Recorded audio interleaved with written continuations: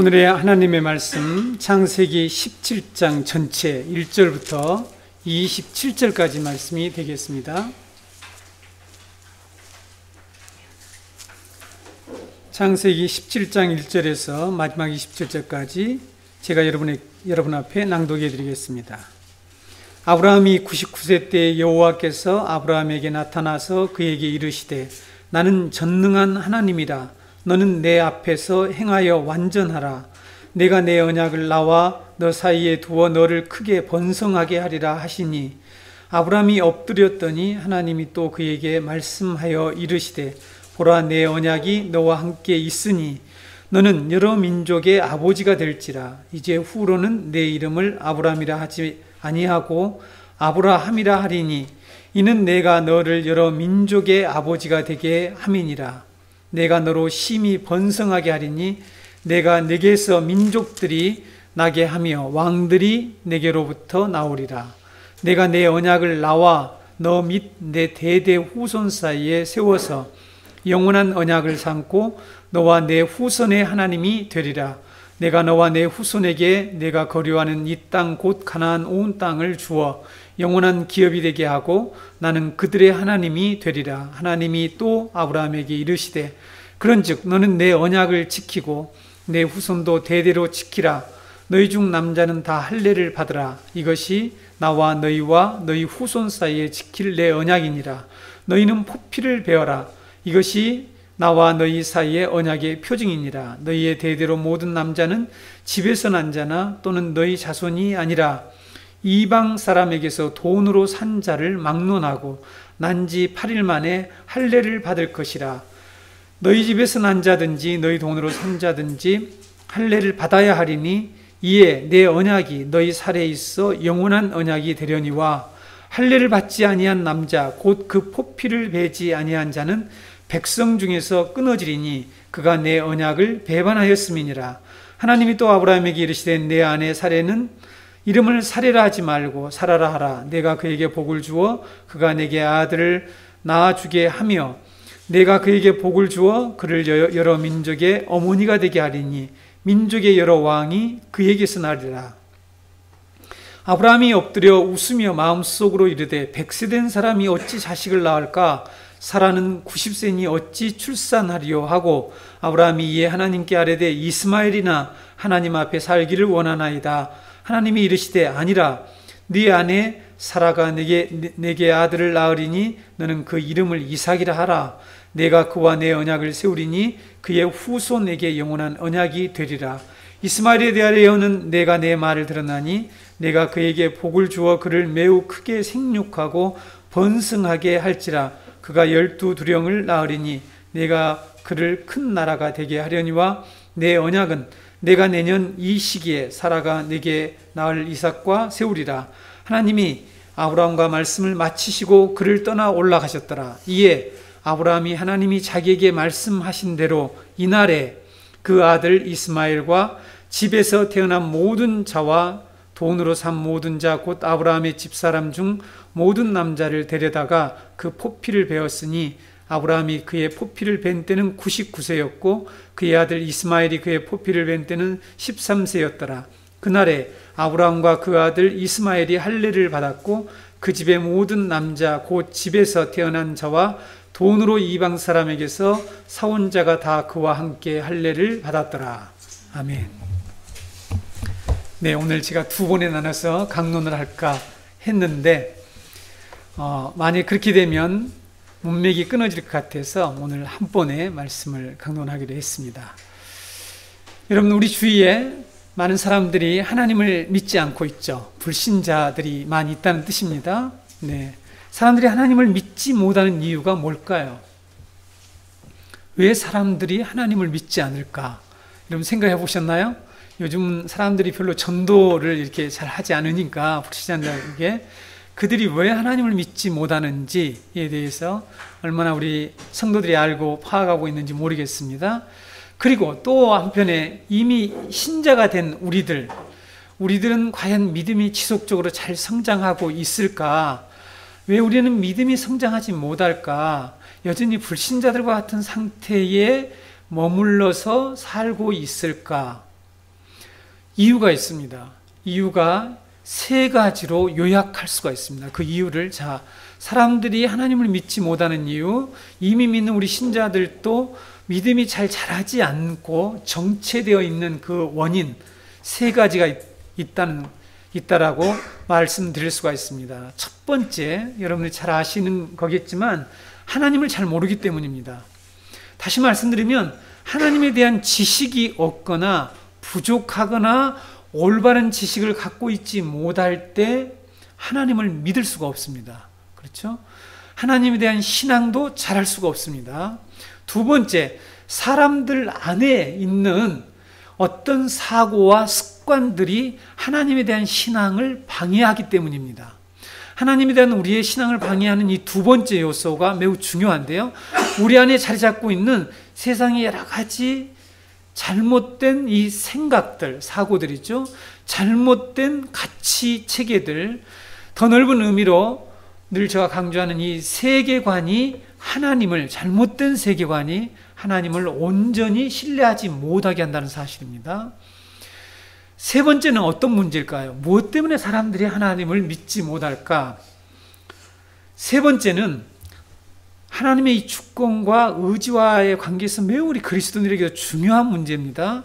우리가 하나님의 은혜로 오직 구원받고 우리의 구원은 하나님의 주도적으로 하나님의 주권적으로 섭리해 나가지만 그런다고 해서 우리 사람들은 가만히 손 놓고 있거나 로봇처럼 가만히 있는 것이 아니라고 성경이 우리에게 가르쳐주고 있습니다. 그래서 이 하나님의 주권과 인간의 의지 문제는 매우 중요한 문제입니다. 이것을 잘못 우리가 해석하고 하게 되면 오늘날 도덕적 결정론, 문화적 결정론이라고 하는 이런 숙명론과 비슷한, 여러분 운명론이라는 말 들어봤죠? 이런 사고에 우리가 사로잡혀서 모든 것들을 하나의 결정된 어떤 것으로 바라보기 때문에 우리 인간들이 우리의 신앙에 커다란 문제를 발생하게 되는 거죠. 그래서 이것을 균형을 잃지 않도록 우리는 하나님의 이 말씀을 잘 깨달아야 됩니다. 다시 말씀드리면 하나님에 대한 지식을 가지고 있고 하나님의 존재에 대한 증거를 가지고 있지만 그것을 인정하고 따르기를 원하지 않는 이 인간의 의지 문제가 세 번째의 장애물입니다. 아셨죠? 하나님에 대해서 분명한 존재에 대해서 증거가 있고 하나님이 살아계신 것이 분명한 확실한 증거들이 보여줬음에도 불구하고 어떤 사람들은 그것을 받아들이지 않죠. 의지적으로 받아들이지 않습니다. 순종하지 않죠. 자, 이 세 가지 문제, 여러분 가운데서 이 세 가지 중에 한 가지 이상의 문제 때문에 여기 있는 우리들도 신앙이 정체되어 있거나 교회는 다니고 있지만 하나님에 대한 믿음이 실제로 없는 사람들이 있다는 사실입니다. 혹시 나에게 해당되지 않는지 잘 들어보세요. 교회를 다니고 있지만 하나님에 대한 믿음이 실제로 없을 수가 있다 말입니다. 이 세 가지 문제 중에 하나가 걸려 있기 때문이죠. 이 세 가지 문제로 인해서 심지어는 교회를 열심히 다니고 있는데 신앙생활에 온 정열을 바쳐서 사람들이 보기에는 아주 열심히 신앙생활을 잘한 것처럼 보이지만 신앙이 전혀 잘하지 않는 그런 신자들도 있을 수 있다는 말입니다. 여러분, 우리가 이미 여러분들이 들어서 알고 있을 수 있겠지만 다시 한번 정리합시다. 그리고 오늘 제가 서론에서 말씀드린 것이 오늘 본문과 어떤 관련이 있길래 목사님이 지금 저런 얘기를 하나 하고 여러분들 자세히 따라오셔야 됩니다. 믿음이라는 단어를 사용할 때에 성경은 이 믿음의 세 가지 요소를 포함해서 믿음이다 이렇게 얘기합니다. 히브리어로, 구약의 언어로 히브리어로 해에민이라고 하는데 이것이 지속적으로 유지한다 그런 뜻을 가지고 있습니다. 해에민이라고 쓰고 헬라어로 피스티스라고 하는 단어를 써요. 영어로는 우리가 흔히 말해서 faith라고 하는 이런 단어를 씁니다. 그런데 여기는 이 세 가지 요소가 반드시 들어있을 때에 그것을 가리켜서 피스티스, 해에민, 영어로 faith, 우리로 이 신앙 또는 믿음이라고 얘기합니다. 이것이 분명해야 됩니다. 첫 번째 요소는 knowledge예요. 지식이라는 것이죠. 믿음의 대상에 대한 지식이 있어야 합니다. 하나님에 대한 정당하고 올바른 지식이 있어야 되죠. 이 지식이 잘못돼도 우리는 하나님을 제대로 믿을 수가 없죠. 신앙을 가질 수가 없습니다. 아까 그래서 앞에서 교회를 열심히 다닌 것처럼 보이는데 실제로는 전혀 믿음이 자라지 못한 상태에 정체되어 있는 그런 사람들이 너무 많다는 거죠. 그래서 여러분, 평가는 기준을 달리 하셔야 됩니다. 두 번째 요소는 이 트러스트예요. 신뢰, 의지. 이것도 믿음이라고 얘기합니다. 믿음이라는 단어를 씁니다. 알고 있지만 그 대상을 신뢰하고 의지하지 않는다라면 신앙이 없는 거죠. 그렇죠? 지식이 있어요. 그런데 실제로 맡기지도 않고 의지하지도 않고 하는 것, 이건 신앙이라고 볼 수가 없는 것입니다. 이런 사람들이 있을 수 있습니다. 네, 충분한 하나님에 대한 지식을 가지고 있고 오랫동안 배워왔기 때문에 지식은 있으나 실제로 맡기지 못하는 일들, 오늘 여러분이 본문이 어떻게 해석되는지를 이 내용을 잘 들으셨다가 이러한 믿음의 원리를 가지고 오늘 본문에서 우리가 한번 살펴볼 텐데요. 세 번째 요소는 뭘까요? 믿는 행위입니다. 액션이 있어야 돼요. 액션. knowledge, trust, 액션이 있어야 됩니다. 이것이 수반될 때, 즉 믿는 행위, 행동, 행함이 수반될 때 그것을 가리켜서 피스티스다, 해에민이라 이렇게 얘기를 한다는 거죠. 페이스라고 얘기합니다. 이것을 믿으면, 성경은 이 중에 어떤 것이 빠지면 믿음이 없다 이렇게 얘기하는 거죠. 또는 믿음이 적다, 믿음이 자라지 못했다, 또한 그런 믿음은 믿음으로 인정하지 않기도 한다는 사실을 우리 그리스도인들은 꼭 알아야 합니다. 그래서 이 믿음의 이 세 가지 요소 중에 어떤 부분에 나는 지금 문제가 있는지를 늘 살펴보셔야 합니다. 그렇죠? 내가 하나님의, 내가 믿는 이 대상을 제대로 알지 못하면, 바르게 알지 못하면 결코 믿을 수가 없죠.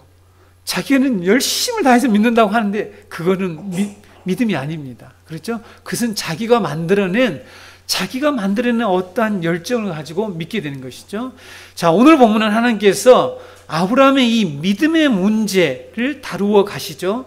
아브라함을 믿음의 조상으로 지금 성장시켜 나갑니다. 제가 서론에서 이 믿음을 방해하는 요소가 어떻게 오늘 아브라함의 이 할례 언약과 관련이 있는지를 자세히 들어보시기 바랍니다. 여러분, 성경에서 정말 그렇게 믿음이 좋았던 에녹, 노아를 믿음의 조상이라고 일컬지 않고 아브라함을 믿음의 조상이라고 한 것에 대해서 여러분들이 좀 묵상해 보셨나요? 왜 아브라함을 믿음의 조상이라고 할까라는 거죠. 믿음의 조상이라는 이 말은 아브라함이 모범된 믿음을 가져서 믿음의 조상이라고 했을까? 그럴까요? 질문한 거 보니까 아닌 것 같죠? 머리가 좋은 사람 빨리빨리 이렇게 파악이 질문을 했는데 아닌 것 같다 이렇게. 아니죠. 모범된 믿음을 가져서 믿음의 조상이라고 부르지 않았다라면 도대체 왜 아브라함을 믿음의 조상이라고 할까? 근데 그 믿음의 조상으로 되어가는 이 과정을 낱낱이 지금 우리에게 보여준단 말이죠. 그래서 모범된 믿음을 가져서 믿음의 조상이라고 한 것이 아니라 하나님이 아브라함을 통해서 믿음이 무엇인 것을 보여주셨기 때문이라는 거죠. 이해가 되십니까?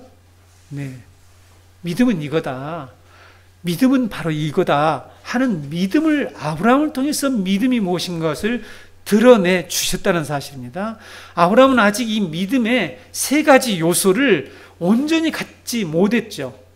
하나님은 아브라함의 이 부족한 믿음을 온전한 믿음으로, 제대로 된 믿음으로 키우기 위해서 어떤 일을 계속 해 나가셔요. 그 어떤 일이 무엇입니까? 지금까지 하나님이 아브라함을 불러내셔서 그에게 믿음을 주시는데 그를 믿음의 사람을 키워나가는데 어떤 일을 계속 반복해서 해왔습니까? 언약이에요, 언약. 그와 언약을 맺으시는 일을 하시는 거죠. 근데 한 번만 맺으면 될 언약을 15장에서 짐승을 쪼개서 언약 체결식을 하셨죠? 계속해서 하나님이 약속을 말씀하시고 또 설명하고 반복되는 얘기를 계속 하시면서 언약을 맺어가신다는 거죠. 오늘 본문에서 하나님이 이 할례의 언약을 하시는데 하나님께서 아브라함과 맺으신 이 할례의 언약이 어떤 뜻이 있는지, 왜 하나님께서는 아브라함과 할례의 언약을 맺을 수밖에 없었는지에 대해서 오늘 우리가 함께 살펴보겠습니다.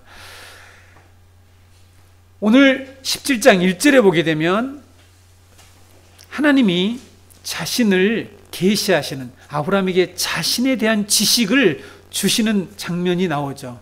아브라함 86세 때의 하갈과 이스마엘을 통해서 간접적이지만 하나님이 어떤 분이신가에 대해서 배우게 됩니다. 그랬죠? 지난주에 우리 배웠죠?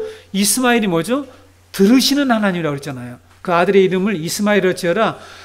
내가 고통 중에서 내 고통을 들었다. 들으시는 하나님, 이스마엘. 엘은 모두 하나님이라는 단어라고 그랬습니다. 그리고 이스마는 들었다는 뜻이라는 거죠. 그 다음에 엘로이 하나님, 무슨 하나님이죠?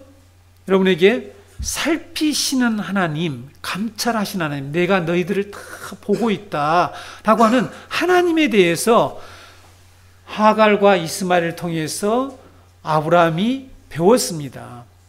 그리고 13년이라는 세월이 흘러서 99세 때가 되었다라고 오늘 본문 일제에 나오죠. 하나님께서 아브라함에게 찾아오셔서 그에게 첫 번째 하시는 말씀이 무엇입니까? 네, 나는 전능한 하나님이다 라고 하는 하나님에 대해서 가르쳐 준다는 사실입니다. 앞에서 여러분 서론에서 이해가 연결이 됩니까? 지식이 없으면 하나님을 제대로 신뢰할 수가 없어요. 아브라함이 계속해서 하나님께서 약속을 해주셨는데 아브라함은 계속 그걸 신뢰하지 못해요. 그랬죠. 네. 여러분 14장에서 살렘왕 멜기세덱을 통해서 하나님은 엘yon 하나님, 네, 무슨 하나님입니까? 지극히 높으신 하나님. 그 다음에 그 하나님을 배웠어요. 하갈을 통해서는 엘로이 하나님, 이스마엘의 하나님을 배웠죠. 그 다음에 오늘 본문에서는 자신을 엘샤다이, 전능하신 하나님이라는 말이죠. 이 히브리어 원래로 엘샤다이죠. 전능하신 하나님이라고 자신을 계시해 주십니다. 아브라함은 21장에서 하나님을 어떤 하나님이라고 고백하신 줄 아세요? 엘올람 하나님이라고 합니다. 엘올람 하나님이 무슨 하나님입니까? 영원하신 하나님이라고 하죠. 어떤 사건을 통해서 하나님을 배우고 하나님을 고백하고 하나님을 배워나가는 거죠. 계속해서. 그리고 마지막에 여러분, 이 아브라함의 이 믿음의 사건에서 아브라함의 믿음을 키워나가는 사건의 절정이 어디입니까? 바로 21장에 나오는 모리아산에서 자기의 아들 백세 난 이삭을 바치는 사건에서 하나님을 또 배우게 되죠. 어떤 하나님을 배우죠? 그 유명한 여호와 이레의 하나님, 준비하시는 하나님에 대해서 배움으로 그의 믿음은 드디어 하나님께 인정을 받게 되는 것을 볼 수가 있습니다. 자, 여러분, 하나님을 계속 배워나간다는 거죠. 우리가 신앙생활을 하면서 우리가 이렇게 설교 말씀을 통해서 말씀 강론을 통해서 배워나가는 건 하나님에 대해서 배워나가는 거죠.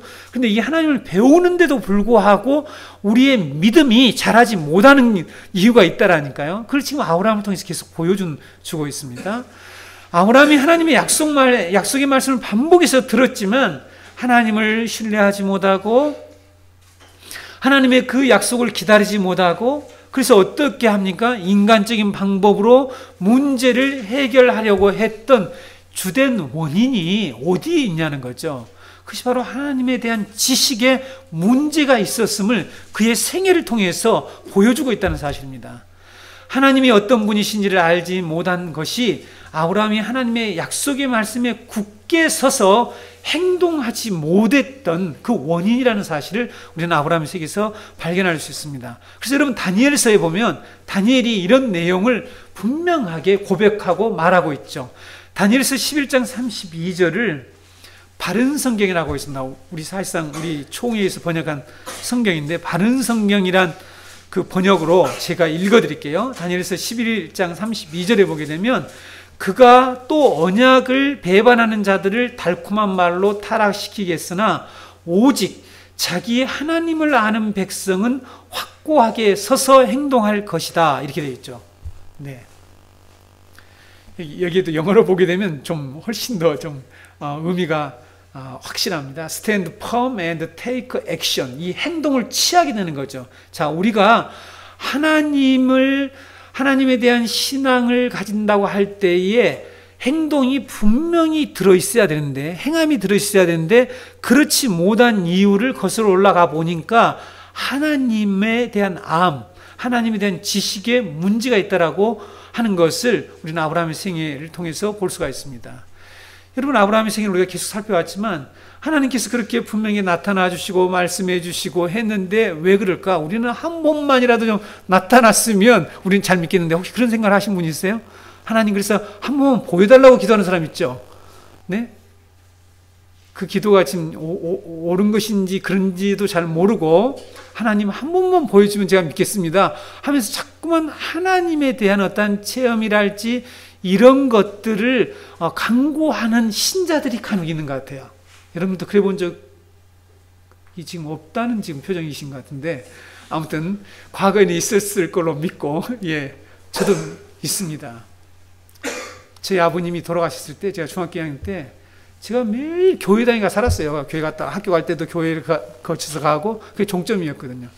갔다 올 때도 거기 종점에 들어서 기도하고, 평상시에 당신은 놀 곳이 없으니까, 컴퓨터도 없고 아무것도 없으니까 노는 곳이 교회고 예배하는 곳 교회, 하여간 뭐 모든 것을 교회 중심으로, 교회당 중심으로 살아가는데, 우리 아버님을 너무 일찍이 병으로 데려가신 하나님이 너무 원망스러워서, 하나님이 한 번만 살려주시고 보여주시면 내가 믿겠다 이러면서, 제 강대상 여기 사이에 가서, 높은 강대상과 또 아래 강대상 있잖아요. 보통 교회 가면 그 사이에, 강대상 여기 막혀서 이 사이에 가서 하나님께 떼를 쓰고 원망하며 부르짖었던 기억이 생생합니다.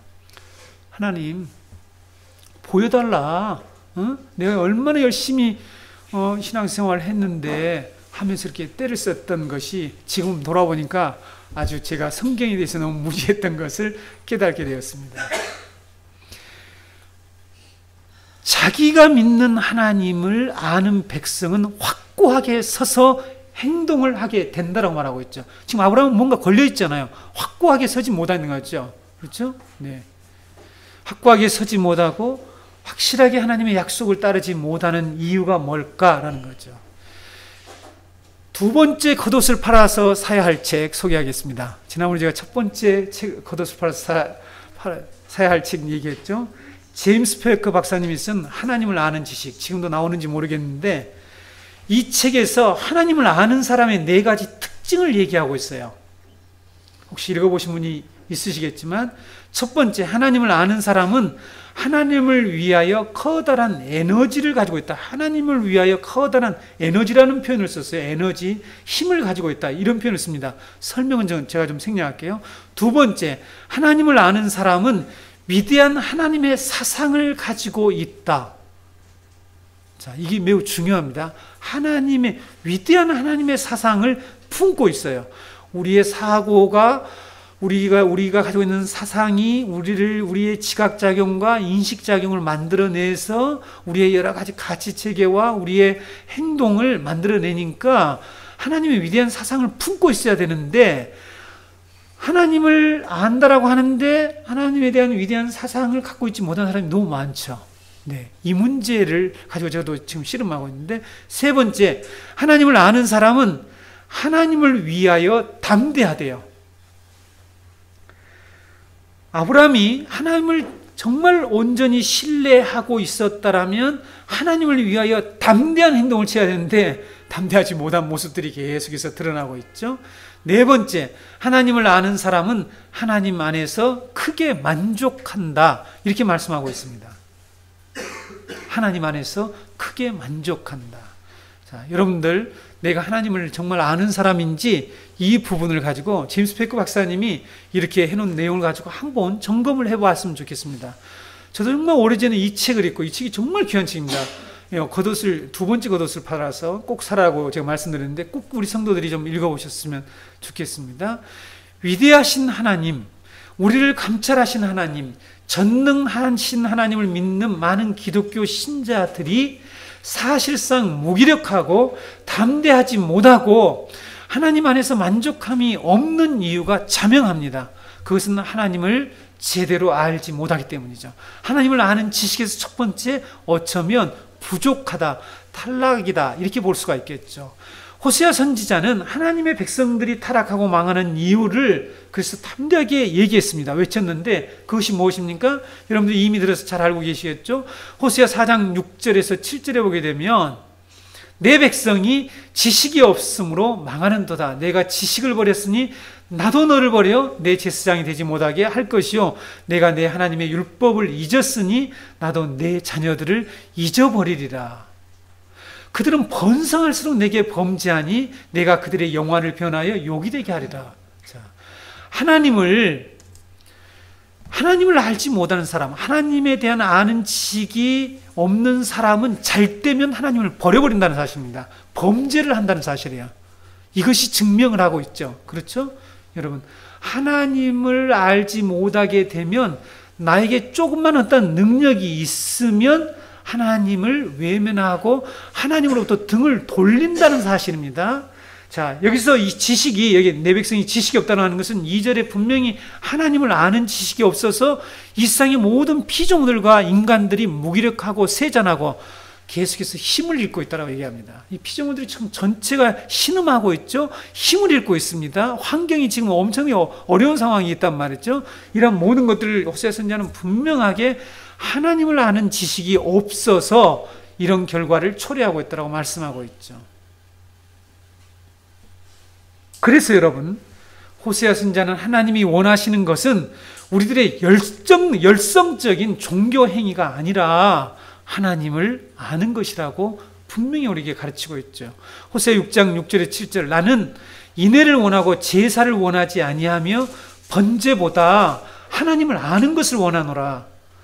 그들은 아담처럼 언약을 어기고 거기에서 나를 반역하였느니라. 자, 하나님이 지금 언약을 맺은 이 이스라엘 백성들이 아담처럼 언약을 깨뜨리고 어기고 하나님께 반역을 하고 있대요. 그 이유가 뭐냐라면 제사는 열심히 드려. 주일날 와서 예배를 드리고 하는데 그들이 하나님을 제대로 알고 있지 못하기 때문이라고 말씀하고 있습니다. 저는 많은 기독교 신자들이 하나님을 왜곡되게 알고 있고 또 우리 기독교가 믿는 삼일체 하나님이 어떤 분이신가에 대해서 제대로 알고 있지 못하는 것을 참 많이 보았습니다. 그렇죠? 왜 여호와 하나님만이 유일한 신인가, 참 신인가를 말할 수 있는 신자들이 그렇게 많지 못하다는 것을 발견하게 됐습니다. 저도 예전에 그랬으니까요. 저도 한동안에 그랬으니까요. 심지어는 신학을 한참 동안 학부에서 신학을 공부를 다 했는데도 실제로 그걸 얘기를 할 수가 없는 그런 하나님에 대해서, 글쎄 여러분, 하나님을 아는 지식이 보게 되면 하나님을 아는 지식이 많음에도 불구하고 하나님을 모르는 사람 없음에도 불구하고 하는 이런 분류를 하면서 설명을 해놨으니까 그 책을 좀 여러분들이 빨리 사셔서 꼭 읽어보셨으면 좋겠습니다. 한참 이 어떤 지성을 구비해야 될 우리 청년들, 젊은이들까지도 하나님을 아는 지식에 대해서 관심이 없는 그런 시대가 되어버리고 있죠. 지금 그런 시대에 우리가 살고 있습니다. 자신이 믿고 있는 신앙에 대해서, 이 믿음에 대해서 정당한 이유와 근거를 말하려고, 가지려고, 적어도 뭐 말하는 건 두 번째고, 가지려고 애쓰는 사람들이 그렇게 많지 않다는 것이죠. 그래서 종교 행위를 열심히 하는 거죠. 종교 행위를 열심히 한다는 거죠. 그러니까 믿음이 정체되어 있는, 아브라함처럼 아주 오랜 시간 동안 하나님이 아브라함에게 하나님께서 그 언약을 성취해 주고 싶은데 믿음이 없단 말이에요. 그래서 하나님 그 믿음을 이렇게 성장시켜 나가는 그 과정을 우리에게 보여준단 말이죠. 그러면서 믿음이 무엇인가 우리에게 말씀해 준단 말이죠. 하나님이 계속해서 자신을 계시한다는 말이죠. 여러분, 지식의 홍수 시대에 지금 우리는 하나님을 아는 지식까지도 아주 가볍게 여기고 소홀히 취급해 버리려고 하는 그러한 사조가 우리 가운데 들어와 있습니다. 자, 이해를 잘 하셔야 됩니다. 자, 우리는 지금 지식이 있어요. 저도 뭐 여러 가지 그 잡지들 매개들은 수없이, 여러분들 뭐 광고지 시내 살다 보면은 모든 것들이 우리를 집중해 오니까 어느 날 우리는 이제 하나님을 알아가는 것조차도 지칠 수가 있겠죠. 이것도 지식인데, 그래서 소홀히 여길 수가 있습니다. 이것을 우리 그리스도인들이 우려해야 된다고 생각합니다. 그리고 피상적인 신앙 지식이 얄팍한 신앙을 만들어내고 신앙을 붕괴시키는 주된 원인이라는 것을 이 시대에 우리 그리스도인들이 알아야 합니다. 다시 말씀드릴까요? 여러분, 피상적인 신앙 지식으로는 우리의 신앙이 성장할 수가 없고 하나님을 올바로 믿을 수가 없다는 사실입니다. 그렇죠? 아브라함의 문제는 바로 여기에 원인이 있었다는 거죠. 아브라함은 자신과 언약을 맺으신 하나님을 자신의 수준에서 생각하면서 따르려고 했다는 것입니다.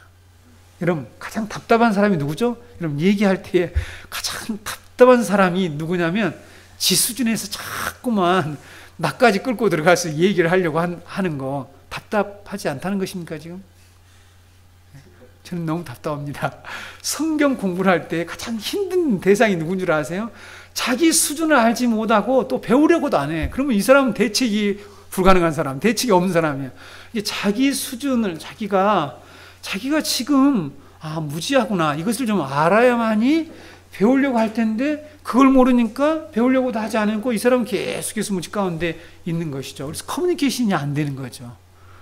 사실은 제가 여러분에게 오늘도 이 메시지를 정말 어떻게 단순화하고 주력하는 것이 제 가장 큰 고민인데, 어쨌든 여러분하고 이 말씀의 교제, 커뮤니케이션이 일어남으로써 우리의 믿음이 함께 동반 상승, 함께 성장을 해야 되지 않겠습니까? 그렇죠? 그래서 이런 설명을 할 때에 이것을 어떻게 제가 줄이고 할 것인가가 참 고민입니다. 여러분, 하나님이 어떤 분이신지를 알지 못한 아브라함에게 하나님은 자신을 계속해서 계시해 주셨습니다. 그리고 어떤 사건을 통해서 자꾸 하나님을 배우도록 해 나가고 계신다는 거죠. 마찬가지죠.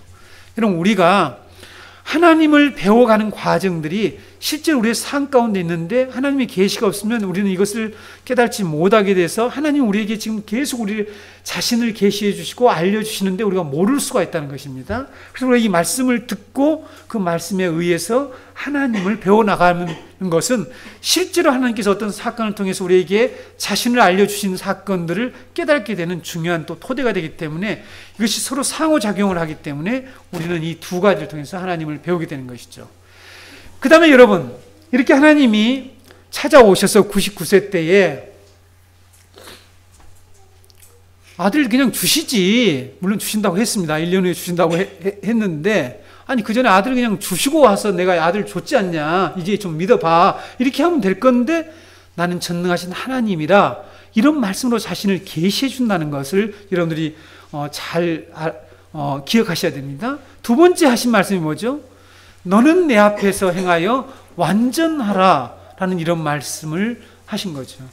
뒤집어 보면 지금까지는 너가 완전하게 행하지 않았다라는 의미가 있는 것이죠. 지금까지 너는 계속해서 완전하게 행하지 않았다.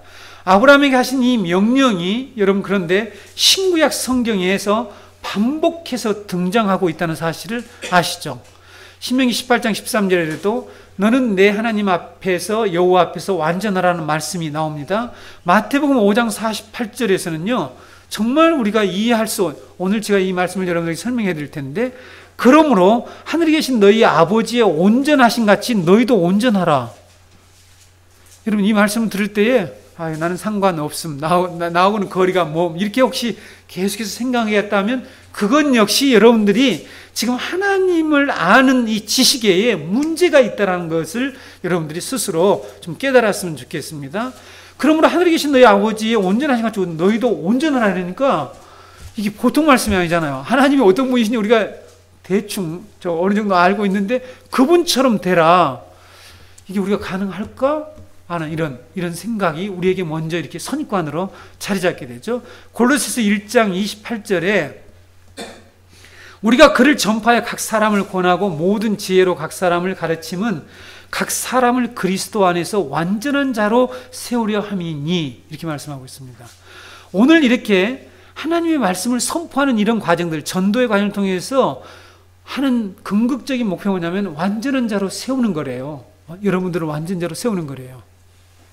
근데 우리는 나는 완전한 자가 안 돼, 될 수가 없어, 이렇게 지금 생각하고 있을 수 있겠죠?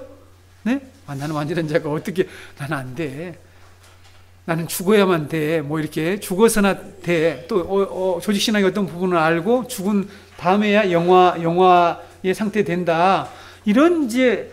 그래서 여러분 많은 부분에 아까 주도적으로 우리의 권을 이끌어 가시는 하나님과 우리 안에서 이 신앙의 어떤 반응을 통해서 우리의 믿음을 세워야 할 이 부분의 관계를 균형을 잃지 못하고 균형을 잃어버리고 잘못 신앙을 정의하고 잘못된 이 어떤 전제를 가지고 신앙생활하는 사람이 너무 많습니다. 여러분들 중에도 혹시 있을 수 있으니까 여러분 이 말씀을 잘 오늘 우리가 해결하고 넘어가게요. 디모데후서 3장 14절 17절은 그 유명한 성경의 목적이 뭐냐? 성경은 능히 너희로 하여금 그리스도 예수 안에 있는 믿음으로 하여 구원에 이른 지혜가 있게 한다고 그랬죠. 모든 성경은 하나님 감동으로 되었다고 그랬죠. 그래서 교훈과 책망과 바르게 함과 의로 교육하기에 유익한데 이것은 하나님의 사람으로 온전하게 하며 모든 선한 일을 행할 능력을 갖추게 하려 함이라. 이렇게 하나님의 사람으로 온전하게 한대요. 우리가 성경의 교훈과 책망과 바르게 의로 교육하게 하는 이런 요소를 가지고 우리가 성경 말씀을 배워나가게 되면 궁극적으로는 하나님의 사람, 온전한 하나님의 사람이 되게 하는 거래요. 여러분, 완전하다라는 이 말, 흠이 없다라는 말입니다. 완성된다라는 그런 뜻이에요. 히브리어로 타미미라고 하는 그런 단어인데 이 말은 도덕적인 행동을 가리키지 않는다는 것 여러분들이 이해하시겠죠? 도덕적인 행동을 가리키지 않습니다. 이 세상에는 누구도 도덕적으로 완전하게 행동할 수 있는 인간은 아무도 없죠. 사람 아무도 없습니다. 타락이 있기 때문이죠. 그런데 하나님께서 지금 아브라함에게 너는 내 앞에서 행하여 완전하라는 이 말씀을 하고 계신다는 거죠. 그렇죠? 그렇다면 이 완전하라는 이 완전함이라는 명령의 의미가 무엇일까 하는 거죠. 하나님 지금 누구 앞에서 완전하라고 하시는지를 우리가 살펴봐야 되는데 누구 앞에서 완전하라고 하십니까? 네. 내 앞에서 있는데 여기에 내는 누구죠? 전능하신 엘샤다이, 전능하신 하나님을 먼저 계시했잖아요. 그 하나님 앞에서 너는 완전하라 이렇게 말씀하고 있죠. 그렇죠? 전능하신 하나님을 기억해야 되겠죠. 우리가 전능하신 하나님 앞에서 행동을 하면서 완전하려면 하나님이 어떤 분이신가를 먼저 생각해 보셔야 되겠죠. 하나님이 전능하신 하나님이라는 거죠. 이 전능하신 하나님을 의지하는 태도를 가리켜서 완전이라고 말씀하고 있다는 사실입니다. 우리가 신앙의 어떤 노력이나 열심을 내서 도덕적으로 올바른 행동을 하는 것을 성경은, 기독교는 완전이라고 얘기를 하지 않는다니까요. 전능하신 하나님이 내 안에서 일하시도록, 그 전능하신 하나님이 내 안에서 일하실 수 있도록 내 방법, 나의 해결책을 더 이상 내놓지 말고, 지금 아브라함이 계속 해온 게 뭡니까? 우리가 지난번에 하나님의 방법과 인간의 방법에 대해서 배웠지 않습니까? 계속해서 자기의 방법을 내놓고 그것을 가지고 그 방법을 붙들고 하나님의 이 약속을 따라가려고 믿으려고 한다는 거죠. 그러니까 하나님의 말씀에 순종할 수가 없게 되는 거죠. 따라갈 수가 없는 거예요. 이것을 가리켜서 완전하지 못하다, 불완전하다 이렇게 얘기하는 거죠. 아브라함은 하나님의 약속을 받았지만 반복해서 자기 해결책을 가지고 문제를 해결하려고 했다는 것이죠. 이것을 가리켜서요, 미완성, 불완전을 얘기합니다. 아까 탐임이라는 하는 단어가 뭐라고 하죠? 완성된, 흠이 없음, 이런 의미를 가지고 있는데 지금 불완전한 그런 사람으로 하나님께서 오늘 말씀하고 있죠. 아브라함을. 그래서 하나님께서는 너가 너의 그 모든 것들을 포기하는 것, 이것을 완전이라고 얘기합니다. 예수님이 이것을 가리켜서 자기 부정이라고 얘기하는 거죠. 자기를 부정하는 상태에, 불교에서 자기를 비운다는 상태가 아니고 자기의 힘과 능력과 자기의 지혜로 어떤 것을 할 수 있다, 이런 생각, 이런 믿음을 포기하는 것, 버리는 것, 이것을 가리켜서 기독교는 자기 부정이라고 얘기합니다. 예수님이 하나님 말씀을 통해서, 하신 말씀을 통해서 우리가 앞에서 하신 말씀 있죠? 우리는 이것을 확인할 수가 있어요. 자, 보실까요? 다시 한번 마태복음 5장 48절 읽어드렸죠? 그러므로 하늘에 계신 너희 아버지의 온전하신 같이 너희도 온전하라, 이렇게 말씀한다는 거죠. 우리가 어떻게 하늘에 계신 하나님 아버지의 온전하신 것 같이 온전할 수가 있겠느냐라는 거죠. 여러분 어떻게 이해하고 있습니까? 어떻게 우리가 온전할 수 있을까요? 우리가 전능하신 하나님 앞에서 우리 자신을 부인하고 자신의 이 무능력함을 깨닫고 우리의 힘으로는 구원받을 수가 없어. 우리는 하나님의 백성이 결코 될 수가 없어. 타락한 우리 인간은 이것을 인식하는 거죠. 인식을 하고 전적으로 하나님의 방법을 붙드는 것, 이것이 온전해지는 것입니다.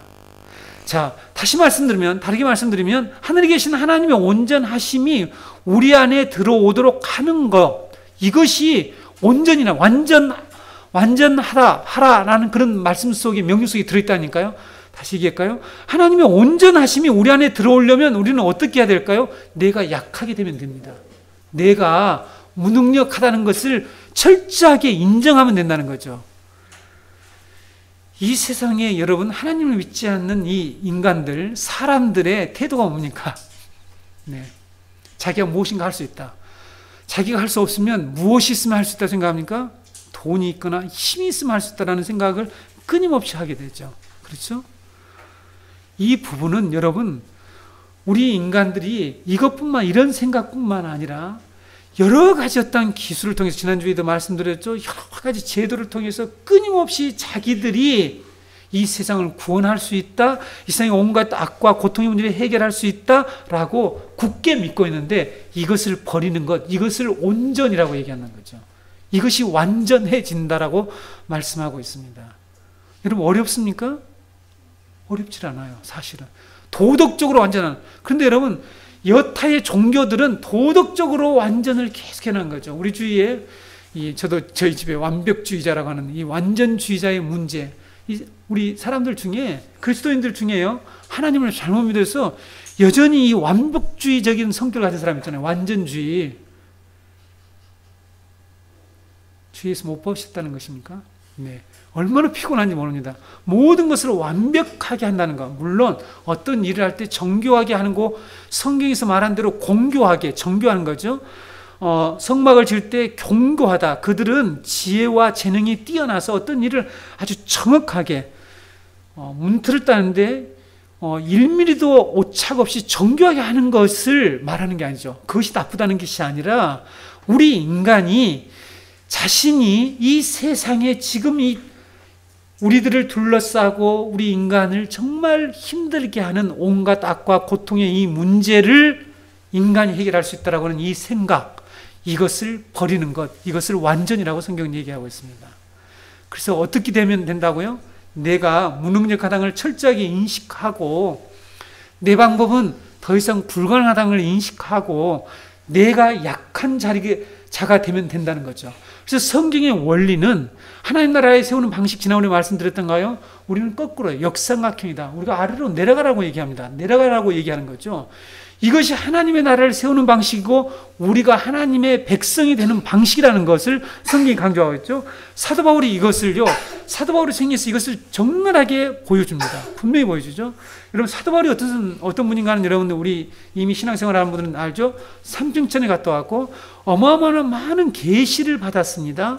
그런데 그에게 육체의 가시가 있었다라고 그러지 않습니까? 이 육체의 가시에 대해서 학자들이 아주 다 구구한 해석들을 해냅니다. 뭐 히스테리다부터 시작해서 우울증이다, 이런 얘기부터 시작해서요, 해석이 얼마나 많은지 모릅니다. 제가 책을 보니까. 그런데 거기에 대표적인 어떤 육체의 가시가 뭐냐라는 해석에서 외적인 압박이다, 핍박 있잖아요. 그렇죠. 복음 전함을 받는 핍박이 육체의 가시다. 그 다음에 자기의 동족들의 불신앙 때문에 겪고 있는 자기의 이 심적 고통과 슬픔을 육적 가시라고 한다. 세 번째는 여러분도 알고 있을 텐데, 안질, 이 눈에 아주 심각한 질병이 있는데 그 안질이 육체의 가시였다라고 표현한 것 같다. 그래서 이 육체의 가시가 떠나도록 3번 주님께 기도했다라고 말씀하고 있습니다. 그렇죠? 근데 하나님께서 어떻게 응답하셨죠? 네, 잘 알고 계시네요. 고린도후서 12장 7절에서 10절 제가 읽어드릴게요. 여러 계시를 받은 것이 지극히 크므로 너무 자만하지 않게 하시려고 내 육체의 가시 곧 사탄의 사자를 주셨으니 이는 나를 쳐서 너무 자만하지 않게 하려 하심이라. 이것이 내게 떠나가기에 하기 위하여 내가 3번 죽게 간구하였더니 나에게 이르시기를 내 은혜가 내게 족하도다. 이는 내 능력이 약한 데서 온전하여 짐이라 하신지라.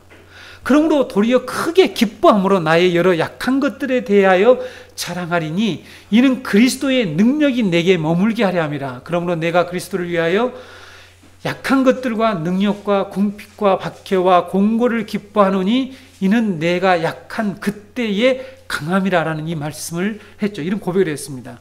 하나님이 응답 주신 것을 지금 고린도 교회들에게 얘기하는 거죠. 내가 이렇게 기도를 했더니 하나님이 너가 약한 것이 오히려 온전해질 수 있는 길이다. 온전해질 수 있는 길이다. 그렇게 응답을 해주셨다. 그래서 내가 이렇게 너희들 보기에는 정말로 옛날에 잘 나갔는데 사도 바울이 얼마나 잘 나갔습니까? 근데 예수 믿고 나서 잘 나가기는커녕 계속해서 핍박받고 욕먹고 조롱받고 대접도 못 받고 천대받고 이런 일들 하는 거죠. 감옥이나 다 들랑달랑하고. 여러분 그런 사람이 있다면 우리들이 어떻게 평가하죠? 야, 저 사람 예수를 잘못 믿나 보다. 대부분 그렇게 하잖아요. 이게 여러분 우리가 하나님을 아는 지식에 문제가 있다는 것입니다. 원래 그렇지 않습니까? 우리 한국 그리스도인들은 신앙이 좋은 건지 나쁜 건지 좀 구분을 해보세요. 누가 어떤 일을 하다 잘 안 되면 11절 안 했기 때문이다. 대부분이 또 가다가 11절 안 했기 때문에 헌금을 안 해서 기도가 좀 부족한 것 같아. 집사님 기도 좀 열심히 합시다. 뭐 이런 식으로 지도자들이나 주변의 공동체가 그런 분위기로 이렇게 슬그머니 몰고 간단 말이죠. 그게 성경적입니까? 여러분 우리는 그런 평가를 결코 해서는 안 됩니다. 그렇죠? 지금 우리의 생각들 이것이 여러분 두 번째 할례 언약을 왜 하나님이 할례의 언약을 베푸시고 포피를 배우라 했는지 이 부분을 제가 정확히 설명해 드리겠지만 바로 이런 잘못된 비성경적인 세계관, 이 신앙관이 우리 안에 자리 잡고 있으면서 우리가 정말 온전해지는 그 믿음의 성장으로 못 나가게 지금 가로막고 있다는 사실입니다. 대부분의 지금 많은 신자들의 사고 속에 그게 들어있잖아요. 그렇죠? 제가 다시 꼭 제가 이 질로 배 아픈 사건을 얘기를 해야 되겠습니까? 제가 10원을 줬는데 아버지가 오후는 오도마 사탕, 눈갈 사탕을 사 먹고 주일날 헌금 5원만 했는데 월요일 아침은 배가 너무 아픈 거야. 화장실에 가서 주님 제가 어제 돈 헌금을 이렇게 훔쳐먹었더니 하나님이 이렇게 벌을 내리시는군요. 이렇게 해서 철저하게 회개를 했다라는 거 말씀드렸잖아요. 근데 저는 사실상 법정 전염병 이질을 앓고 있어서 이 이질 때문에 계속 배가 아픈 거야. 너무 배가 아픈 거야. 화장실에 가서 오래 있어야 되고. 잘못된 신앙을 계속 배운 거죠. 여기에 계신 성도 여러분, 여러분들이 약하게 된 것, 약한 상태에 있으니까 그것이 온전할 수 있는 길일 수 있다라고 성경은 얘기하는 거죠. 물론 그것들 중에 우리의 책임이 있을 수 있죠. 그러나 성경은 이와 같이 이 세상처럼 성공해야 하고 세상에서는 힘을 가져야 산다라고 하는 이 사고가 모든 사람들의 내리에 박혀있는 시대에 너희가 힘을 빼야지 온전해질 수 있다라고 말씀하는 거죠. 그 힘 속에는 너의 계획, 너의 생각, 너의 해결책 이런 것도 빼라. 그거 빼. 그러면 내가 약속을 이루어 줄게. 하나님 계속 그것을 지금 제거시켜 나가는 작업을 해 오신 거죠. 여러분 우리가 약하면 하나님의 능력이 드러난다라고 사도 바울이 고백하고 있잖아요. 그래서 저는 우리의 능력과 우리의 소유와 하나님의 능력과 하나님의 복은 반비례 관계에 있다라고 철저하게 믿고 있습니다. 이해가 되십니까? 여러분이 적게 가지고 있고 여러분의 능력이 약하면 하나님의 능력이 더 드러난다는 거죠. 이거죠. 그런데 왜 우리는 더 많이 있어야 된다라고 생각을 하느냐는 거예요. 그것이 왜 하나님의 영광을 돌리는 길이라고 철저하게 믿고 있느냐 하는 것입니다. 여러분 이것이 빠지지 않으면 우리도 아브라함과 같은 계속해서 이 과정을 거쳐야 되겠죠. 그렇죠? 하나님 우리를 사랑하시니까 하나님 언약 맺으셨으니까 우리를 결코 포기하지 않으시지만 우리는 계속해서 이 잘못된 믿음을 제거하고 하나님을 계속 하나님에 대해서 좀 더 배워야 되고 하는 과정이 필요하겠죠. 여러분 우리가 약한 부분이 많이 있죠? 이거에 대해서 감사하라고 그랬잖아요. 그래서 사도 바울이 범사에 감사하라고 그랬잖아요. 내가 약한데 처할 줄도 알고, 강한데 내가 부한데 처할 줄도 알고, 가난데 처할 줄 알고, 그래서 내게 능력 주시는 자는 내가 모든 걸 할 수 있다는 말은 긍정적인 포지티브 싱킹을 얘기하는 게 아니라는 거죠. 그렇죠? 그 말씀 붙들고 막 내게 능력 주시는 모든 걸 할 수 있다고 막 밀어붙이거나 이래서는 안 됩니다. 그것은 네가 정말로 힘을 뺄 수 있느냐, 낮은 자리로 내려갈 수 있느냐, 그럼 내가 그때 일한다. 하나님이 그때 일하신다라고 하는 거죠. 근데 세상 사람들은 참 힘 있는 사람을 좋아하죠. 그렇죠? 있는 사람을 좋아하죠. 거기서 뭐가 나올 것을 생각하는데 그렇지 않습니다. 하나님은 어쩌면 거기서 역사를 안 하실 수가 있습니다. 왜? 인간들이 그걸 의지하면서 자기의 해결책을 가지고 계속해서 하나님을 따라가기 때문이죠. 여러분, 이 신앙의 원리를 분명히 아셔야 됩니다. 그렇지 않으면 말씀드렸죠? 우리가 신앙이 성장하지 못하고 사람들이 하나님을 믿지 못하는 방해 요소가 세 가지가 있다고 말씀드렸죠? 그것 중에 해당되기 때문입니다. 하나님이 그 다음에 하신 일이 뭡니까? 이름을 바꿔주시는 일을 하고 있습니다. 자신을 전능하신 하나님으로 소개하고 너는 내 앞에서 행하여 완전하라고 말씀하신 하나님이 다시 언약을 갱신하죠. 하나님의 언약들을, 이런 말들이 성경적 용어인데, 언약에 대해서 다시 또 풍성하게 설명해줘. 너가 심히 번성케 되리다. 너가 여러 민족의 아버지가 될 것이다. 너에게서 여러 왕이 날 것이다 하면서 하신 말씀이 뭐냐면, 아브라함과 사라에게 하신 말씀이 무엇입니까? 그들의 이름을 계명해 주시는 거죠. 그렇죠? 반복해서 하나님이 하신 언약을, 약속을 신뢰하지 못하는 아브라함에게 하나님이 이번에는 이름을 이렇게 바꿔주십니다. 그래서 우리는 이름을 바꿔주신 의미가 무엇인지를 배워야 되겠죠. 본래 아브라함은, 이 아브라함의 뜻을 여러분 알고 계시죠? 네. 높으신, 이게 그는 아버지로서 높임을 받을 것이라는 뜻입니다. 아브라고 하는 것이, 우리는 히브리어를 배우니까 아브라고 하는 단어, 우리 아버지하고 너무 단어가 비슷하잖아요. 히브리어도 아부거든요. 아부, 두 단어예요. 아부라고 하는 단어인데, 아부라는 단어와 람이라고 하는 단어가 높임을 받다라는 뜻이에요. 그래서 그는 아버지로서 높임을 받을 것이라는 뜻이 아브람이라는 뜻인데, 하나님이 아브람에게 새로운 이름을 주셨죠. 그게 뭡니까? 아브하몬이에요. 여기서 아브라함이라고 우리가 읽는데, 이것이 무슨 뜻이라고요? 열국의 아버지다. 여기서 하몬이라는 뜻은 뭐냐면 많은 이라는 뜻이에요. 많은 이의 아버지라는 그런 뜻입니다. 오늘 15절 16절에 보게 되면 사레의 이름도 사라로 바꿔주죠. 여러분, 사레라는 뜻이 원래 무슨 뜻일까요? 네, 사레라는 이름은 애쓰다, 다투다라는 그런 뜻을 가지고 있어요. 그런 동사와 관련된 이름인데, 여주인이라고 하는 이름, 사라로 이름을 바꿔주셨죠. 그렇죠? 그래서 많은 민족의 어머니가 되게 해 주시겠다고 하나님께서 약속을 해 주십니다. 성경에는 하나님께서 이름을 바꾸시는 일이 자주 등장하는 것을 우리 교회 다니는 성도들은 기본적으로 잘 알고 있습니다. 그런데 여러분, 이름을 바꾼다는 것은 어떤 의미가 있을까요? 여러분, 이름이 바뀌면 무엇이 바뀌는가요? 이것은 고대나 지금이나 마찬가지입니다.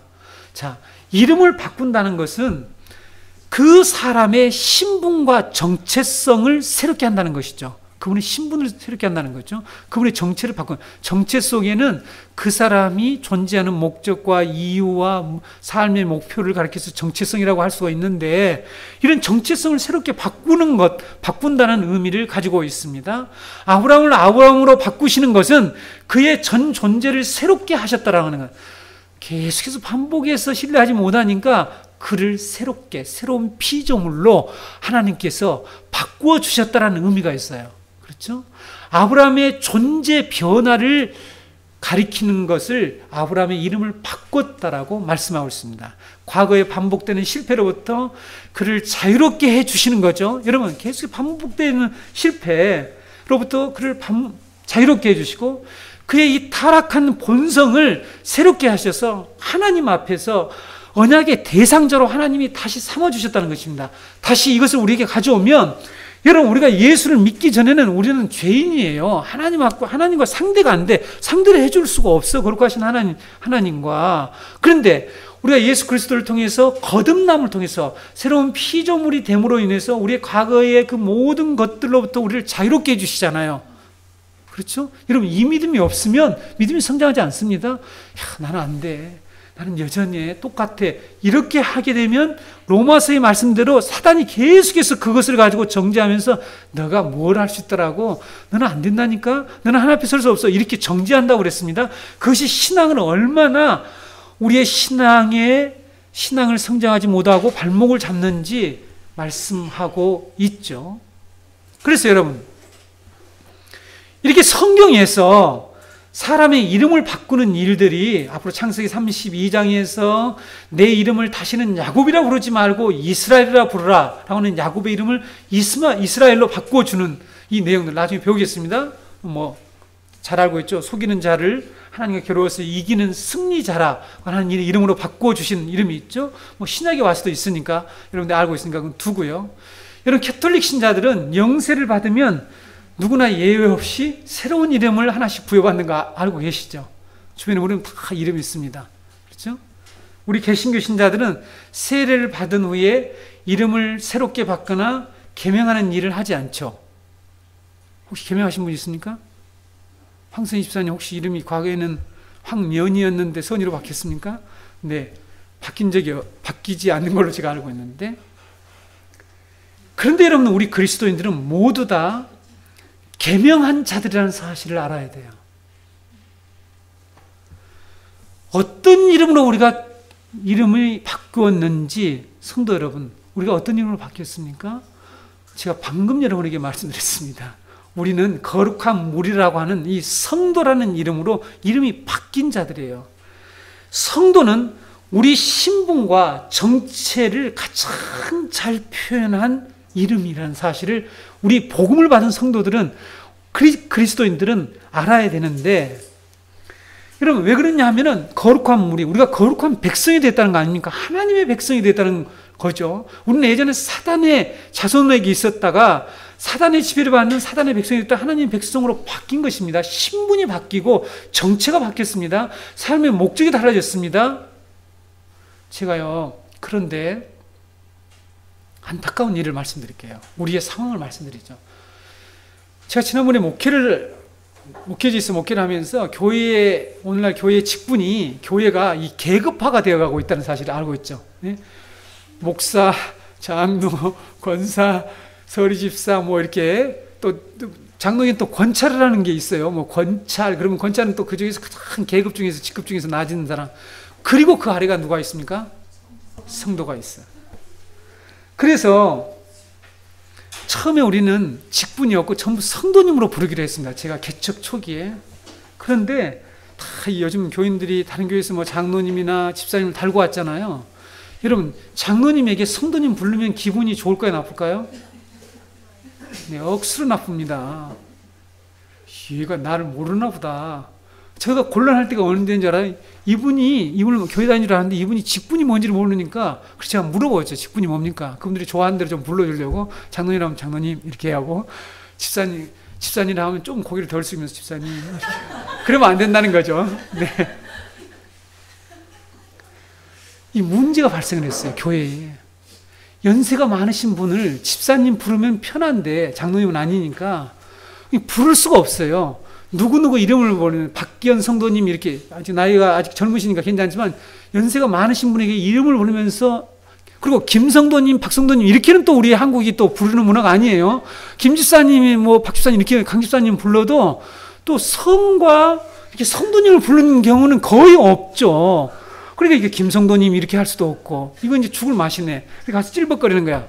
이게 부를 수가 없으니까 가서 흔들어가지고 나를 보게 가지고는 내가 이 얘기를 하고 싶은 걸 하는 이런 현상이 벌어지는 거예요. 아니, 실제 있었던 상황입니다. 실제적 상황. 예. 연습 상황이 아니라 제가 그렇게 수년간을 지내왔습니다. 저도 너무 힘들더라고요, 사실은. 우리의 이 습관이, 여러분, 할례 언약에서 이 부분, 두 번째 제가 방에서 얘기했죠. 우리가 가지고 있는 이 잘못된 습관과 이런 것들이 우리의 신앙을 얼마나 방해하는지, 성장하지 못하게 하는지를 우리 그리스도인 정확히 인식해야 됩니다. 그래서 성도가 정말 가장 좋은 이름인데, 너무너무 영광스러운 이름인데, 오늘날 가장 저급한 이름, 가장 저급하고 천대받는 이름으로 전락되었다는 사실을 아십니까? 여러분, 범죄로 말미암아 하나님의 심판을 받고 멸망하는 무리 가운데 있던 우리가 하나님 나라의 백성으로 바뀐 이 신분인 이름 성도, 신약 성경에서는 성도란 이름을 사용하는 구절을 여러분들이 이제부터 살펴보세요. 자, 오늘 말씀을 듣고 꼭 살펴보세요. 성경을 읽으면서 살펴보면 지금 우리들이 생각하는 것 같은, 우리들의 관점으로 성도를 부르고 있는지 보세요. 결코 그렇지 않습니다. 그리고 초대교회 때부터 교회는 성도란 이름을 함부로 부여하지 않았어요. 아무나 교회에 딱 오자마자 성도라 부르지는 않다니까요. 그래서 제가, 여러분들이 이제 이해가 좀 되십니까? 제가 여러분하고 같이 사역을 시작하면서 제가 교인, 신자, 성도를 구분해서 제가 사용할 테니까 설교 들으실 때에 신자라는 의미는 어떤 의미로 사용하고 성도라는 의미는 어떤 의미로 사용하고, 교인이라고 하면 그냥 멤버를 얘기하는 거예요. 교회에 멤버십을 하는, 교회에 왔다 갔다 하는 사람들, 그 사람은 교인에 불과한 거죠. 신자는 모든 사람들을 가리켜요. 모든 사람들이 다 신자니까. 어쩌면 하나님을 안 믿는 사람, 무신도 신자고 다 신자라고 하는데, 어쨌든 그 사람들도 실제로 그리스도인으로 칭할 수 없는 부류를 얘기할 때 제가 신자라는 명칭을 쓰고, 진짜 좋은 명칭은 성도라고 하는 명칭을 쓴다는 것을 여러분들이 구분하면서, 저는 그것을 정확하게 의도를 가지고 제가 설교 원고를 작성하고 여러분에게 지금 사용하고 있기 때문에 여러분들은 그렇게 이해를 하셔야 됩니다. 그렇죠? 저자의 의도를 해석하는 사람이 정확하게 알고 읽어야 되겠죠? 네. 로마서 1장 7절 한 절을 제가 말씀드릴게요. 자, 초대교회가 어떻게 성도를 쓰고, 로마에서 하나님의 사랑하심을 받고 성도로 부르심을 받은 모든 자에게 하나님 우리 아버지와 주 예수 그리스도로부터 은혜와 평강이 있기를 원하노라. 로마에서 하나님을 사랑받고, 로마가 어떤 상황입니까? 이 시대가, 로마가 그 상황에서 이 직업도 잃고, 뭐죠? 이 직장 공동체, 우리가 당시에 그 사람들이 조직하여 있는 그런 직장 공동체에서 예수 믿는다고 추방을 당하고, 이런 사람들을 가리켜서 성도로 부르심을 받았다. 성도라고 부르는 거예요. 성도는 보통 사람에게 적용될 수가 없는 그런 이름이었다니까요. 그렇죠? 그래서 여러분, 성도를 함부로 부르셔도 안 되고, 우리는 성도를 너무 평가절하해서도 안 되는데, 교회가 이렇게 직분이 계급화되면서 성도의 이름을, 이 계명된 이름, 우리가 정말 이 계명된 이 이름을, 신분이 바뀌고 정치가 바뀌는 이 이름을 함부로 생각하고 있다는 사실입니다. 하나님은 아브라함의 이름을 바꿔서 하나님이 그와 맺은 언약을 변함없이 분명하게 이루시겠다고 하는 것도 그에게 깨닫게 해주셨습니다.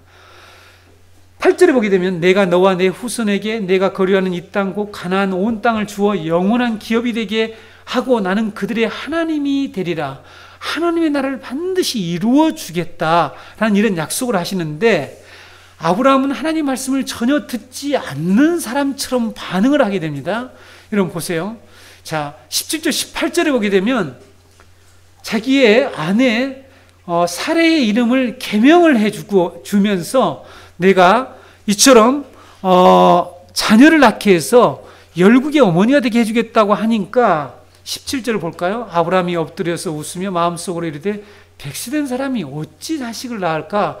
사라는 90세니 어찌 출산하리요? 하고 아브라함이 이에 하나님께 아뢰되, 이스마엘이나 하나님 앞에 살기를 원합니다. 자, 우리가 여러분 하나님에 대한 바른 신앙을 갖지 않으면 자꾸 대체품을 활용해서 하나님을 따라가려고 해요. 대체품을 활용합니다. 여기 지금 대체품을 쓰겠다는 거 아닙니까? 이스마엘이나 하나님 앞에서 잘 살았으면 좋겠습니다. 뭔 이 나이에 자식을 낳는다고 또 하나님 그렇게 뻥이란 말은 안 썼지만 뻥을 치십니까? 이렇게 했는지 몰라요. 마음속에. 그러니까 웃은 거죠. 여러분 뻥 친다고 할 때 웃잖아요. 그렇잖아요. 상대방 얘기하면 웃기고 있네, 자빠졌네, 이 말은 이제 안 하지만 죄송합니다. 네, 그렇게 뻥친다는 지금 생각을 하는 거죠.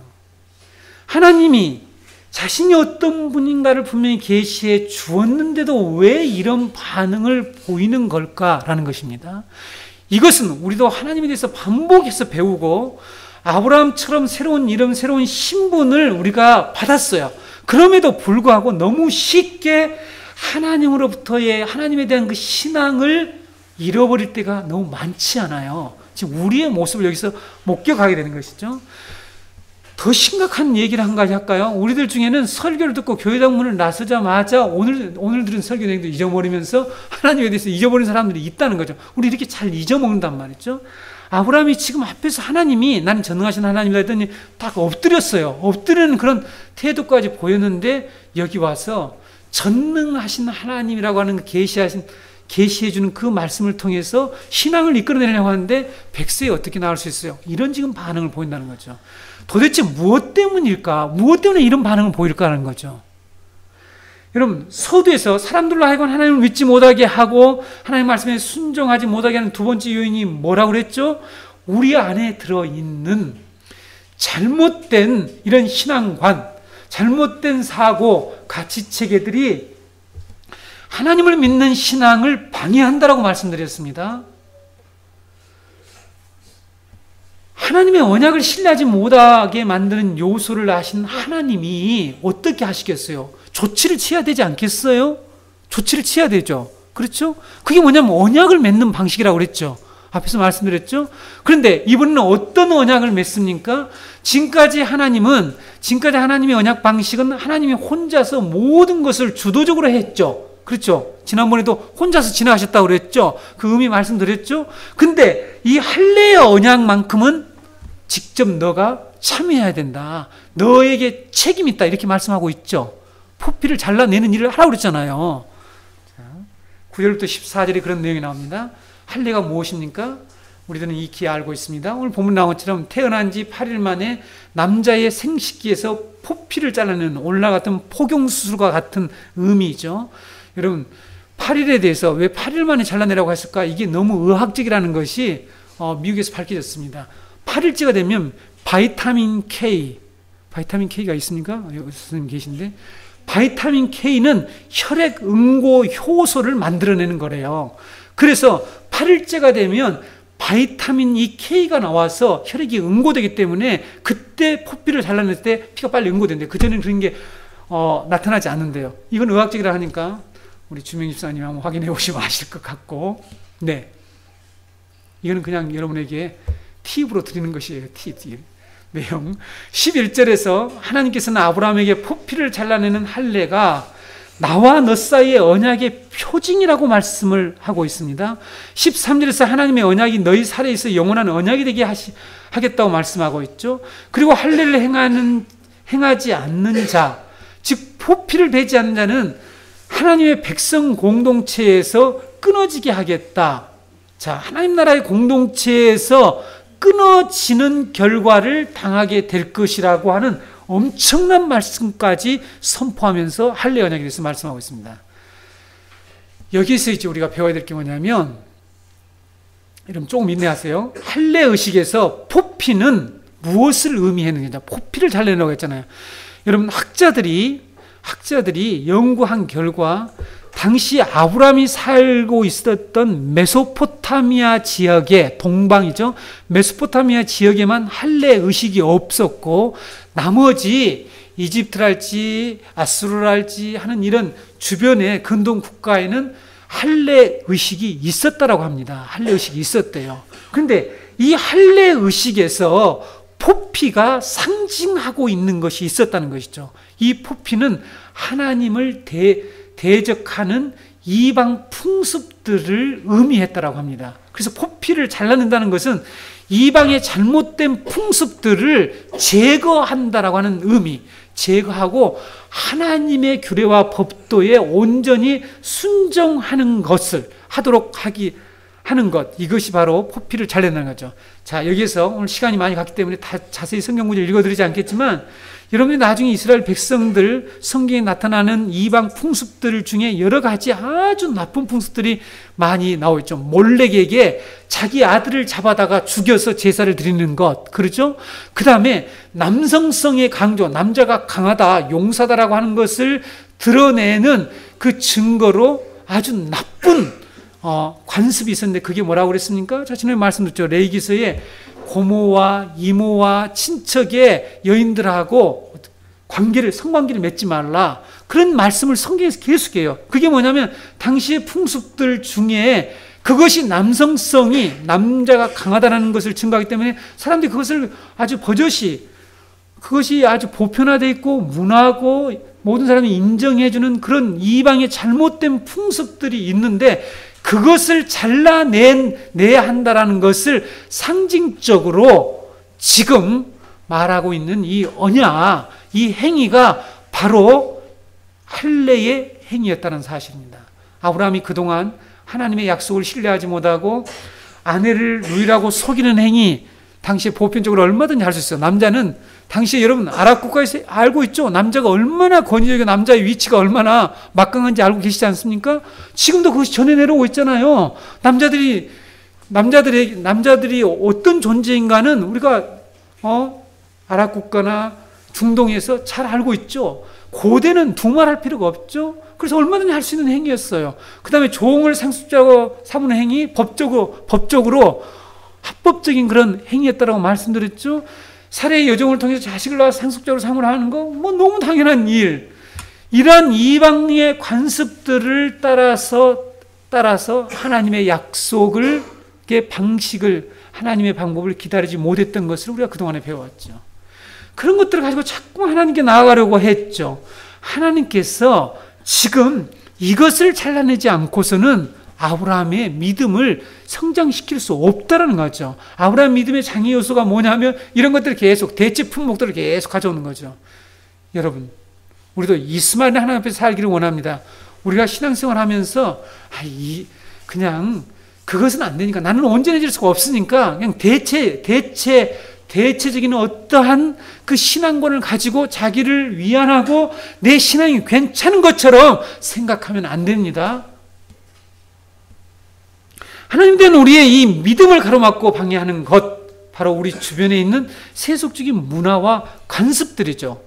우리가 하나님이 어떤 분인가를 배우고 들었지만, 그래서 우리가 하나님이 어떤 분인가를 열심히 배우고 하나님에 대한 지식을 들었지만, 교회를 오래 다녔지만, 우리가 새로운 이름, 새로운 신분과 정체성을 가진 존재지만 우리가 그렇게 살아가지 못하는 것은 바로 우리 안에 있는 이 두 번째 요소, 그렇죠? 이방의 관습들, 세속적인 이 사고들, 이러한 것들이 방해하고 있다는 사실입니다. 그래서 하나님께서는 모세 시대에 와서 이 육체 할례를 통해서 계속 하나님이 아브라함 시대 때부터 율법을 통해서 육체 할례를 베풀려고 했는데 이스라엘 백성들이 계속 목이 꼿꼿하게 서서 이방 백성들이 하는 그런 방식들, 이방 풍습들을 가지고 하나님을 계속 따르는, 하나님도 믿고 이것도 도입해서 쓰고 이렇게 해나갔잖아요. 그래서 하나님께서 육체의 할례를 행하라고 하시다가 그 다음에 마음의 할례를 행하라는 말씀을 하시죠. 신명기 10장 16절, 그러므로 너희는 마음의 할례를 행하고 다시는 목을 곧게 하지 말라, 이렇게 말씀하셨죠. 육신의 할례를 통하여서 이 세상 풍습을 잘라내는 것을 상징적으로 좀 의미를 깨닫게 해주려고 했는데 그게 안 돼요. 그래서 그러면 너희 마음의 진짜의 할례, 마음속에 있는 이 잘못된 신앙관과 사고방식을 잘라내야지, 이렇게 하나님께서 명령하신 거죠. 그래서 에레미야 4장 4절에 유다인과 예루살렘 주민들아, 너희는 스스로 할례를 행하여 너희 마음 가죽을 베고 나 여호와께 속하라. 그리하지 아니하면 너희 악행으로 말미암아 나의 분노가 불같이 일어나 사르리니 그것을 끌 자가 없으리라, 이렇게 말씀하셨죠. 너희 스스로 할례를 행하는데 마음의 가죽을 베라. 마음이 가죽이 없죠. 이 마음의 가죽은 바로 세속 사상을 가리키는 것입니다. 이것을 잘라내라는 것이죠. 이것이 마음의 할례를 행하는 것이죠. 바울 사도가 종교적인 형식으로 하는 육신의 할례는 진짜 할례가 아니야.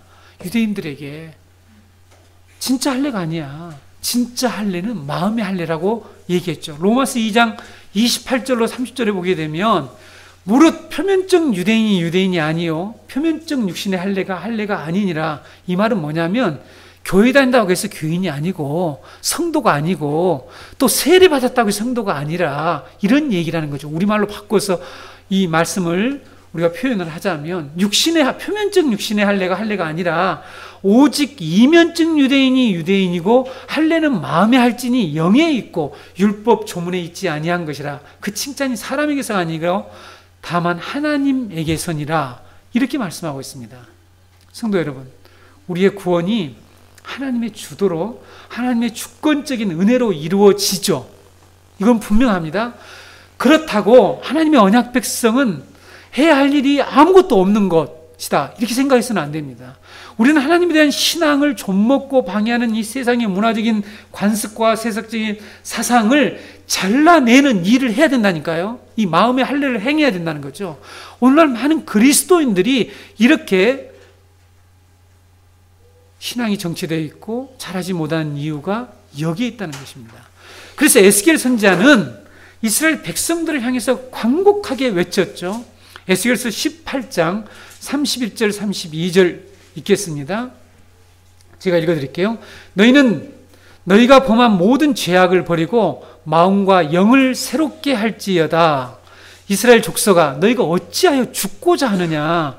주 여호와의 말씀이니라. 죽을 자가 죽는 것도 내가 기뻐하지 아니하노니 너희는 스스로 돌이키고 살지니라. 살아갈 수 있는 방법, 살 수 있는 길을 가르쳐주는데 마음과 영을 새롭게 하는 거래요. 마음과 영을. 마음이 무엇입니까? 우리 안에 있는 지각작용을 하는 중심부잖아요. 여기에 잘못된 사상과 잘못된 관습들이 들어가서 그것이 계속해서 하나님과 관계를 훼손시키고 있다는 것이죠.